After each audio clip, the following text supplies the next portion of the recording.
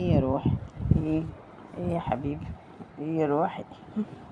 انا والقمر قاعدين مع بعضينا. ايه رأيكم بقى؟ ها؟ ايه رأيكم بقى في القعدة الجميلة دي؟ ايه يا بت؟ ايه كوتشي كوتشي كوتشي كوتشي لما الغزال عندها بتروق. بتبقى ايه؟ مستمتعة. ايه يا حب؟ ايه يا قلبي؟ وي لا يا فتحية، لا تطلعين. ما تطلعيش يا فتحية لحسن هتضربك. ها؟ خليكي ذكية، وايوه برافو عليكي. روحي المطبخ يا فتحية دلوقتي. شاطرة، عشان هي ايه؟ ما بتطقش فتحية حتى لو الغزالة رايقة. ما بتطقش فتحية برضه. كوكي كوكي أمرية قلبي ربيانة راسي. كوكي كوكي. ايه؟ ايه يا حب؟ ايه يا قلبي؟ ايه يا اخش؟ ايه يا اخش مالك يا اخش؟ ايه يا اخش جمالك يا اخش؟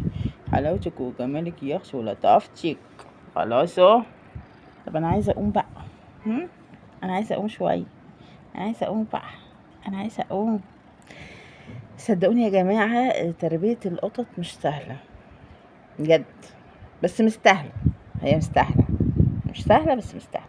للاسف انا يعني عشان وقتي مشحون وكده، بندم ان انا ما بقعدش معاهم كتير. يعني انا قاعده دلوقتي ورايا حاجات كتير، وتلاحظوا في كل فيديو اقول لكم اروح اعمل اللي ورايا، لان اللي ورايا للاسف ما بيخلص.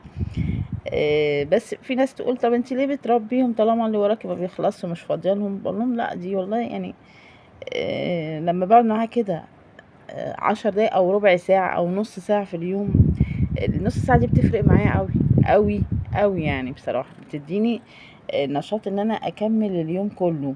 فاهميني؟ صح يا قطي؟ قطي قطي قطي قطي قطي. يا اختي جميله يا اختي. بس تدلع.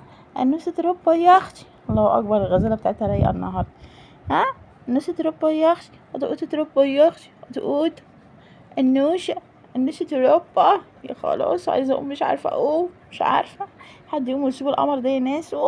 خلاصي الموزه مش هنبات دي.